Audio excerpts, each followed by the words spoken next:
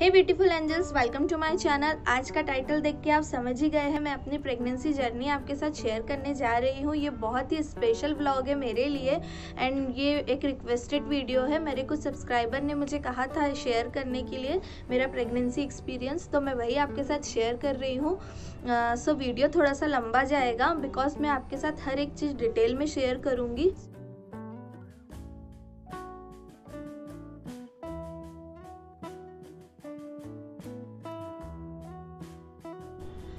मैंने फरवरी 2020 में कंसीव किया। जो मेरी डाउन डेट थी वो फरवरी फर्स्ट वीक की थी, मीन्स फरवरी के फर्स्ट वीक लास्ट की। मैं एग्जैक्ट डेट आपके साथ शेयर नहीं कर रही हूँ बट मैं बताती जाती हूँ सिमिलर कि फरवरी फर्स्ट वीक में मेरा डाउन डेट था। मेरी ये प्लान्ड प्रेगनेंसी थी।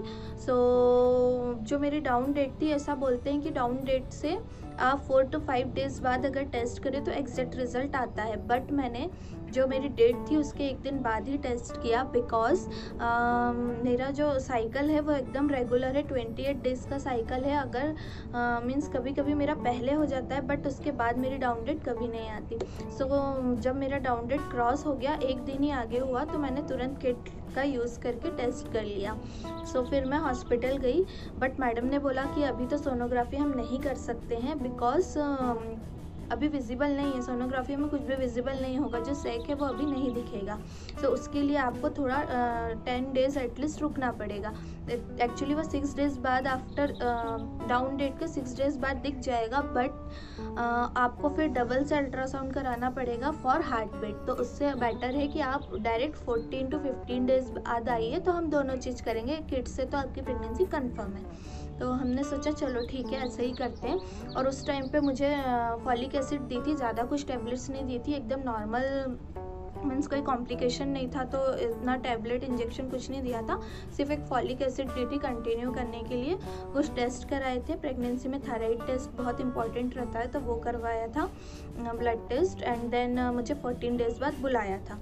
जब मुझे मतलब पता पड़ा था प्रेगनेंसी का, तो मैंने सबसे पहले तो हॉस्पिटल चूज़ करने का था कि मैं कौन से हॉस्पिटल में जाऊँ। एक्चुअली मैं पुणे से बिलोंग करती हूँ, तो मेरे घर से जो मैटरनिटी का, स्पेशली जो मैटरनिटी हॉस्पिटल है जहाँ पे मेरे फैमिली के अदर मेंबर्स की भी डिलीवरी हुई है, तो वो काफ़ी दूर था, 20-25 किलोमीटर। बट हमने सोचा स्टार्टिंग के 3 मंथ थोड़े रिस्की रहते हैं, तो हम ज़्यादा ट्रैवल नहीं करेंगे और घर के पास ही हॉस्पिटल चूज़ करेंगे। तो जो मैडम ने मुझे अभी सोनोग्राफी के लिए बताया वो मेरे घर के पास ही हॉस्पिटल था। वो गायनी काफ़ी अच्छी थी बट वो हॉस्पिटल ओके था। एक्चुअली वहाँ पे अदर डॉक्टर्स भी थे, ऑर्थोपेडिक्स के एंड फिजियोथेरेपी डिपार्टमेंट भी था। मीन्स वो स्पेशली मैटरनिटी हॉस्पिटल नहीं था, बट फिर भी वो हमारे घर के पास था। तो हमने सोचा क्यों ना 3 मंथ तो हम एटलीस्ट वहाँ पे दिखा देते हैं, बाद में फिर जहाँ मुझे डिलीवरी करवानी है मैं वहीं शिफ्ट हो जाऊँगी। मैं वहीं गई और मैंने जैसे आपको बताया अभी 14 डेज़ बाद मुझे बुलाया था, लेकिन मुझे प्रेगनेंसी के कोई सिम्टम्स नहीं थे। ना मुझे वॉमिटिंग हो रही थी, ना नोज़िया था, ना ही वो मॉर्निंग सिकनेस जैसा सब बताते हैं वैसा कुछ नहीं था। जैसा मेरे फ्रेंड्स और मेरे सिस्टर के साथ हुआ वैसा कुछ मेरे साथ नहीं था, क्योंकि मैं आपको बता दूं सबकी प्रेगनेंसी डिफरेंट होती है, सबका अलग अलग रहता है। बट मेरे साथ ऐसा कुछ नहीं था और मेरी सिर्फ किट से था कि मैं मीन्स कन्फर्म हुआ था कि I am pregnant. But sonography नहीं हुई थी। मैडम ने बोला था इतनी जल्दी विजिबल नहीं है, तो मुझे ऐसा लग रहा था पता नहीं है भी कि नहीं, ऐसे ही है बिकॉज कुछ कंफर्म नहीं था, सोनोग्राफी नहीं हुई थी। फिर और मुझे सिम्टम्स भी नहीं थे, एकदम नॉर्मल थी, मैं सारा काम कर सकती थी। मेरे यहाँ हाउस हेल्पर थी बट कुकिंग मैं करती थी और साथ में जो मेरा जॉब था वो भी चल रहा था। एक दिन गया, 14 डे आया, फिर मैं गई अल्ट्रासाउंड कराने। अल्ट्रासाउंड में सैक विजिबल हुआ, देन कंफर्म हुआ कि प्रेगनेंसी है, बट तब हार्ट बीट नहीं आई थी। तो जो रेडियोलॉजिस्ट थे जिन्होंने सोनोग्राफी की थी, वो डॉक्टर ने बोला कि वो जो पार्ट है हार्ट का वो पूरा डेवलप हो रहा है हार्ट, बट वो हार्ट बीट अभी शो नहीं हुई है। तो हम एग्जैक्टली रिपोर्ट पे नहीं लिख सकते कि हार्ट बीट आ गई है, इसके लिए आप 1 वीक बाद फिर से आइए। हमको लगा ठीक है चलो आएगी तो बाकी तो सब कंफर्म है, हम लोग खुश हो गए, चलो ठीक है कंफर्म हो गया, अब तो डॉक्टर के भी साइड से अल्ट्रासाउंड हो गया। देन मैं रिपोर्ट लेके मेरी गायनी के पास गई, बट जो मेरी गायनी थी उन्होंने एक लाइन ऐसी बोल दी कि अभी तक तो हार्ट बीट आ जानी चाहिए थी, क्यों नहीं आई करके। सो हम लोग काफ़ी डर गए। फिर हम घर आए, फिर उनने बोला कि चलो ठीक है। उसके बाद भी गायनी ने ऐसा बोला कि नहीं आई है अगर हार्ट बीट तो हम थोड़ा और रुक जाते हैं, और हो सकता है किसी किसी का थोड़ा लेट भी रप्चर होता है, जो एग है वो लेट रप्चर होता है, तो थोड़ा लेट भी हो सकता है, हार्ट बीट जो है लेट आ सकती है। तो हमने बोला ओके। फिर हम घर आए, बट थोड़ा सा ऐसा माइंड में था कि मैडम की वही लाइन थी कि अभी तक के आ जाना चाहिए था हार्ट बीट, बट नहीं आई है, क्या होगा, कुछ कॉम्प्लिकेटेड तो नहीं है, ऐसा वैसा। मीन्स यही एक एक दिन ऐसे ही जा रहा था, और साथ ही साथ मुझे कोई सिम्टम्स नहीं थे, मैं एकदम नॉर्मल थी, ना मुझे थकान होती थी, ना कुछ, सब कुछ खाने का मन होता था जैसा पहले जैसा चल रहा था, मुझे किसी चीज़ से कोई प्रॉब्लम नहीं थी। सो फिर 1 वीक गया, देन मैं फिर से गई अल्ट्रासाउंड कराने के लिए, तो हार्ट बीट आ चुकी थी। सो वो बहुत अच्छा मोमेंट था। फिर उसके बाद मैं अपनी गायनी के पास गई, तब मेरा 2nd मंथ ही चल रहा था, 2nd मंथ के एंड की बात है। देन सब कुछ कंफर्म हुआ उस टाइम पे, फरवरी एंड की बात है, नहीं सॉरी मार्च 1st वीक की बात है, बिकॉज ये सबसे पहले तो मुझे 10 डेज़ बाद अल्ट्रासाउंड बोला था, उसके बाद और थोड़ा डिले करके बोला था। सो स्टार्टिंग में मुझे एक्चुअली 10 नहीं, शायद से 14 to 15 डेज़ बोला था, उसके बाद फिर 10 डेज़, तो ऐसे करते करते मार्च का 1st वीक आ गया था। सो मार्च के 1st वीक में 3rd मंथ लगने के जस्ट पहले मुझे पता पड़ा कि हार्ट बीट आ चुकी है और एवरीथिंग इज़ नॉर्मल। सो तब तक के तो जो नॉर्मल टेबलेट्स रहती हैं फॉलिक एसिड की, वही चल रही थी। सो उसके बाद 3rd मंथ के बाद जो है अदर टेबलेट्स शुरू हुई, लाइक कैल्शियम, सॉरी इसकी आयरन की एंड इसकी कैल्शियम की। सो ये दोनों स्टार्ट हुई। फिर उसके बाद थोड़ा और पाउडर भी स्टार्ट हुआ जो कि मिल्क के साथ लेना था। देन तब तक के काफ़ी अच्छा चल रहा था, मैं घर का भी सब काम कर लेती थी, मीन्स कुकिंग वगैरह, और मेरा जो साथ साथ में जो जॉब था वो भी चल रहा था, जो भी मैं मीन्स क्लासेस लेती थी, जो भी मेरा साथ में था वो सब चीज़ें चल रही थी। यूट्यूब का भी मेरा चल रहा था उस टाइम पे, और काफ़ी ग्रो भी कर रहा था, तब मेरा मोनेटाइजेशन भी हो गया था, एंड मीन्स मेरे काफ़ी अच्छी ग्रोथ थी तब मेरी यूट्यूब में भी। सो वो सब कुछ मेरा साथ साथ में चल रहा था। मुझे कुछ भी ऐसी ना नोज़िया था, ना कुछ ऐसा था कि मुझे खाना नहीं खवा रहा है, कि मुझे फीवर आ गया, या मुझे वॉमिटिंग हो रही है, या मुझे बहुत वीकनेस है, ऐसा कुछ नहीं था, सब कुछ नॉर्मल था। देन फॉर्चुनेटली वहाँ पे पुणे में मैं और मेरे हस्बैंड दोनों ही थे बस।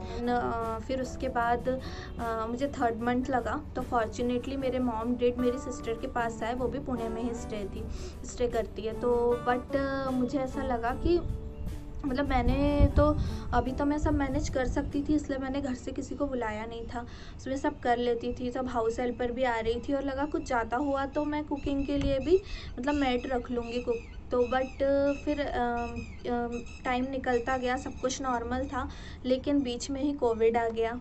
सो उस टाइम पे थोड़ा नॉर्मल था, मार्च के स्टार्टिंग में इतना पता नहीं पड़ा था, मुझे अच्छा नहीं लगा, तो मैं नियर अबाउट मीन्स मार्च के मिड में वहाँ चली गई सिस्टर के यहाँ, वो भी पुणे में ही रहती थी।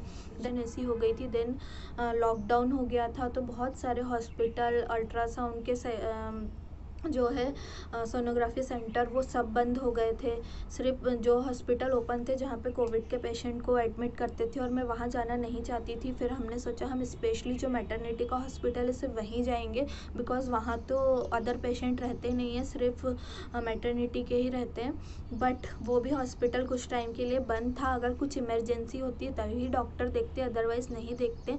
बट प्रेगनेंसी में क्या है, रेगुलर चेकअप के लिए जाना चाहिए, ऐसा मैडम भी बुलाती है। तो बट इतना अच्छा था कि मेरी जो गायनी थी वो फ़ोन पे कंसल्ट कर लेती थी। फिर मैंने उन्हें कॉल किया, तो जब ऐसा पता पड़ा कि वो हॉस्पिटल में केस निकला है, तो हॉस्पिटल ही बंद कर दिया था और कंटेनमेंट जोन में आ गया था।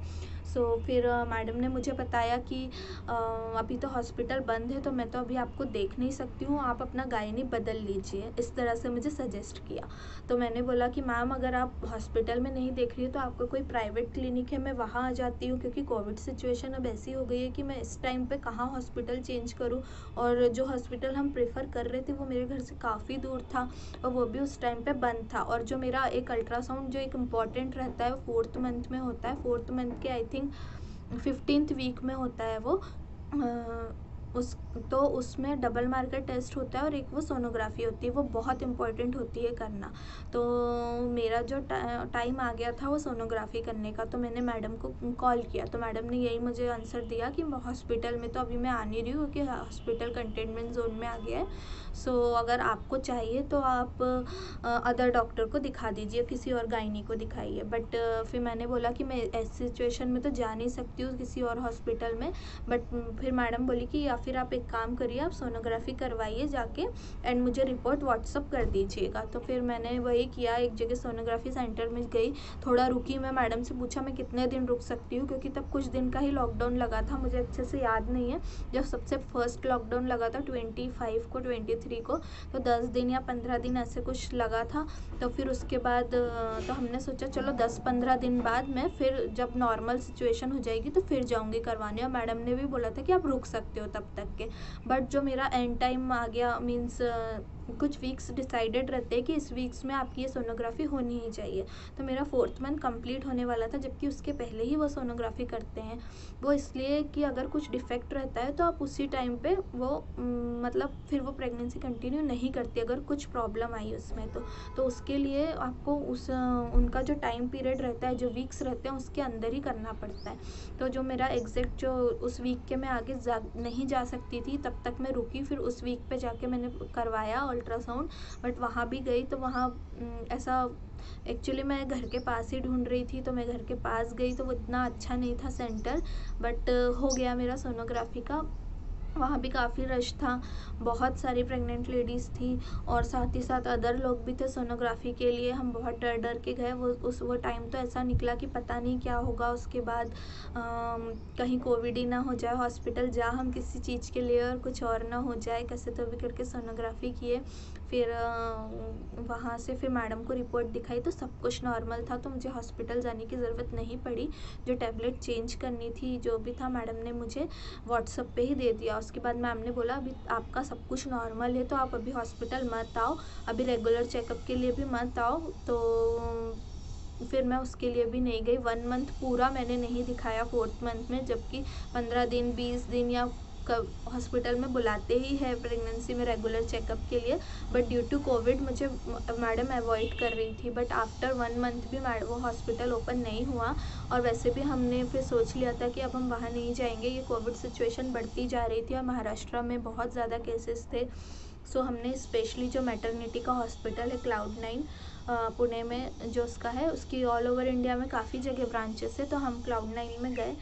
फिर वहाँ जाके कंसल्ट किया मैडम से। वहाँ पे भी काफ़ी रिस्ट्रिक्शन थे, पहले नीचे पूरी मीन्स टेम्परेचर चेक होता था और आपके साथ सिर्फ एक ही जन अलाउ था, और मैडम के पास जब डॉक्टर के पास जाते हैं तो आपको अकेले ही जाना था, आपके हस्बैंड तक अलाउ नहीं थे ड्यू टू कोविड, सिर्फ एक जन को ही अलाउ कर रही थी मैडम। सो वो भी काफ़ी टफ सिचुएशन थी। एक्चुअली उस टाइम पे आपके माइंड में इतना सब रहता है, आप एक ही बार मैडम के पास विजिट करते हो, ज़्यादा फ्रिक्वेंटली जाने का नहीं सोचते, और ऊपर से कोविड टाइम में तो बिल्कुल नहीं सोचते। तो उतने टाइम में आप सारे क्वेश्चंस पूछ लो, उस टाइम आपके साथ इतना कुछ बॉडी में चेंजेस होते रहते हैं प्रेगनेंसी में, और माइंड में बहुत सारे क्वेश्चंस रहते हैं, तो कुछ स्किप हो जाते हैं। तो ऐसा रहता है अगर आपका पार्टनर भी साथ में है तो आप दोनों मिलके उनसे अच्छे से कंसल्ट कर सकते हो। बट पार्टनर को भी अलाउ नहीं किया था, सिर्फ जो पेशेंट है, मतलब कि मैं ही अलाउ थी वहाँ जाने में। तो मैं मैडम से पूछती थी, कुछ चीज़ भूल भी जाती थी, बट ऐसे ही चल रहा था। फिर उसके बाद क्या हुआ कि मेरा सब रिपोर्ट वगैरह सब कुछ नॉर्मल था, तो मैं अपनी सिस्टर के यहाँ थी अभी तक के। फिर उसके बाद मैं अपनी सिस्टर के यहाँ से अपने घर वापस आ गई। तो वापस आई घर पे, तो मुझे फिर हम दोनों ही थे, मेरे हस्बैंड और मैं। तो तब तक के तो हाउस हेल्पर थी, तो मुझे कोई प्रॉब्लम नहीं थी, तो मैं सब कर लेती थी, मीन्स कुकिंग वगैरह कर लेती थी, डिनर लंच एंड ब्रेकफास्ट ये सब बना लेती थी, और टिफ़िन विफ़िन भी बना लेती थी। बट बाकी काम के लिए हाउस हेल्पर थी। लेकिन उस टाइम पे कोविड इतना ज़्यादा हो गया कि सोसाइटी में मेड भी अलाउ नहीं थी, और अगर हम परमिशन लेके मेड रख भी ले तो हम खुद को सेफ़ नहीं लग रहा था कि हम कैसे रखें, कहीं वो उसको खुद ही कुछ प्रॉब्लम ना हो, उसके वजह से कुछ ना हो जाए। ऊपर से मेरा तो स्पेशल केस था, तो घर पे जैसे दूध वाला आता था तो वो भी बंद हो गया था आना ड्यू टू कोविड। उसको मेन गेट पे बुलाते थे सोसाइटी के बाहर। एंड फिर बिग बास्केट का लगाया तो वो भी घर होम डिलीवरी बंद होके बाहर सोसाइटी के गेट पे बुलाते थे। बट मैं घर से ही नहीं निकलती थी बाहर, बिकॉज मुझे ज़्यादा मीन्स कोविड का ज़्यादा खतरा था प्रेगनेंसी में। सो मैं तो बिल्कुल बाहर नहीं निकलती थी। और मैंने जैसे बताया मेरे हस्बैंड का लेट नाइट तक के वर्क रहता था, तो वो अर्ली मॉर्निंग जाके ला नहीं सकते थे, और वो दूध वाले चले जाते थे 8-9 बजे तक के, तो बहुत ज़्यादा प्रॉब्लम होती थी। और उसके साथ साथ फिर क्या हुआ कि सब्जी वगैरह सारी दुकानें बंद हो गई, बहुत स्ट्रिक्ट हो गया था उस टाइम पे लॉकडाउन में। तो अगर कुछ सब्जी भी लेनी पड़ती थी तो हमारे सोसाइटी में ही वेंडर आते थे, तो वहाँ पे क्यू में खड़े रहना पड़ता था, 2-2 घंटे लाइन में लगे रहना पड़ता था। तो मैं तो जा नहीं सकती थी। मुझे हालांकि कोई प्रॉब्लम नहीं थी, बट कोविड में स्पेशल केयर करनी पड़ती थी प्रेगनेंसी वालों को, तो इसलिए मुझे घर से बाहर मैं नहीं निकलती थी। बट फिर मेरे हस्बैंड ही जाते थे, तो वो ऑफिस का काम मैनेज करना, कई बार इतना काम हो जाता था कि 15-15 घंटे ऑफिस का ही काम कर रहे हैं, उसके साथ साथ ये वेजिटेबल्स लेने जाना वो भी ज़रूरी था, फ्रूट्स लेने, बिकॉज वो सब तो मुझे खाना ही खाना है ताकि अच्छा रहे सब कुछ। और हम वेजिटेरियन थे, तो मुझे ये सब सब्जी वब्जी खाना तो बहुत ज़रूरी था, हरी सब्जियाँ। एंड मैं कोकोनट वाटर बहुत लेती थी, स्टार्टिंग के 3 मंथ तो मैंने बहुत लिया, बट आफ्टर लॉकडाउन वो भी नहीं मिल रहा था, बहुत मुश्किल से कुछ गिने चुने फ्रूट्स मिलते थे। तो वो कोविड सिचुएशन बहुत ही बेकार सिचुएशन था उस टाइम पे। और फिर धीरे धीरे हाउस हेल्पर भी नहीं आ रही थी, तो इतना सारा काम मैनेज करना मुझसे हो ही नहीं पा रहा था। देन फिर मेरी मदर क्योंकि सिस्टर के यहाँ पे आ चुकी थी, तो फिर मैंने उनको कॉल किया, वो मेरे घर पे आने वाले थे, तो मेरी बहुत हेल्प हो जाती। बट हमारे यहाँ सोसाइटी में भी अलाउ नहीं था कि अदर सोसाइटी से कोई आए, और मेरे पेरेंट्स तो अदर स्टेट से आए हुए थे, हालांकि उनको आके 1 मंथ हो चुका था, लेकिन उसके बाद भी अलाउ नहीं कर रहे थे। वो बोल रहे थे कि आप जाओ गवर्नमेंट में पहले कोविड टेस्ट कराओ, उसके बाद यहाँ आओ। उस टाइम पे कोविड टेस्ट कराने भी आप जा रहे हो तो बहुत रिस्क लगता था। ऊपर से वो लोग पेरेंट्स जो थे वो 60 अबव थे, सो बहुत टफ टाइम था वो। फिर हमने कैंसिल किया, हमने सोचा हम दोनों ही, मैं और मेरे हस्बैंड कैसे तो भी करके मैनेज कर लेंगे। इस तरह से मेरा 1 मंथ पूरा निकल गया। अब मैं 5th मंथ में मैंने एंट्री की। सो 5th मंथ के हाफ में फिर थोड़ा सा हमारी सोसाइटी में भी अलाउ हुआ, तो मेरे पेरेंट्स को मैं ले आई। उसके बाद का टाइम मेरा बहुत अच्छा गया, क्योंकि फिर उसके बाद कोई टेंशन नहीं थी मेरे को। मेरी हाउस हेल्पर तो थी नहीं, बट मेरी मम्मी थी, तो सब कुछ मैनेज हो गया। मेरी सिस्टर भी आ जाती थी, तो उसके बाद का टाइम बहुत अच्छा गया।